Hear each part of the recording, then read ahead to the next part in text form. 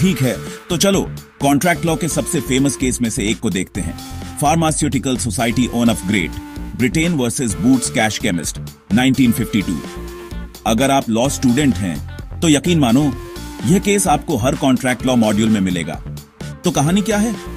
Boots England में एक popular self service pharmacy थी। कस्टमर्स काउंटर पर दवा मांगने के बजाय खुद ही सामान उठाते थे और पेमेंट करने के लिए कैशियर के पास जाते थे।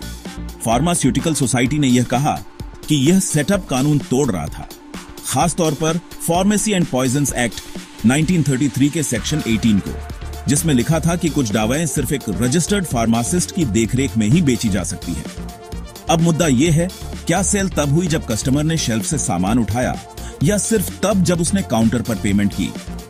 सोसाइटी ने दावा किया कि शेल्फ पर सामान रखना एक ऑनफर था और उसे उठाना एक्सेप्टेंस तो सेल फार्मासिस्ट की देखरेख से पहले ही हो गई थी। लेकिन बूट्स ने कुछ और ही कहा। उन्होंने कहा कि शेल्फ सिर्फ एक इनविटेशन टू ट्रीट थी, मतलब कस्टमर्स को खरीदने का ऑनफर देने का इनविटेशन। असली ऑनफर तब हुआ जब कस्टमर अपना सामान कैशियर के पास ले गया, और एक्सेप्टेंस यानी असली सेल तभी हुई जब कैशियर, जो एक फार्मासिस्ट था, ने अप्रूव किया और पेमेंट ली। तो कोर्ट ने क्या कहा? जजों ने बूट्स से सहमति जताई।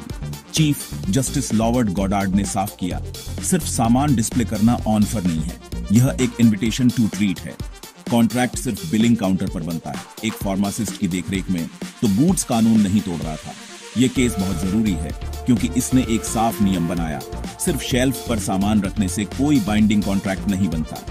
इसने यह भी साफ किया कि सेल्फ सर्विस स्टोर कानूनी तौर पर कैसे काम करते हैं। और याद रखना, यह सब ऑनफर और इनविटेशन टू ट्रीट के बीच के फर्क के बारे में है।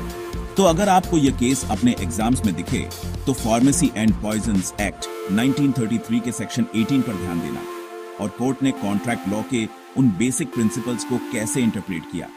यह है बूट्स कैश केमिस्ट की कहानी, सिंपल लेकिन कॉन्ट्रैक्ट लॉ के लिए एक गेम चेंजर। और लीगल चीजों को समझने के लिए लाइक और सब्सक्राइब करना मत भूलना।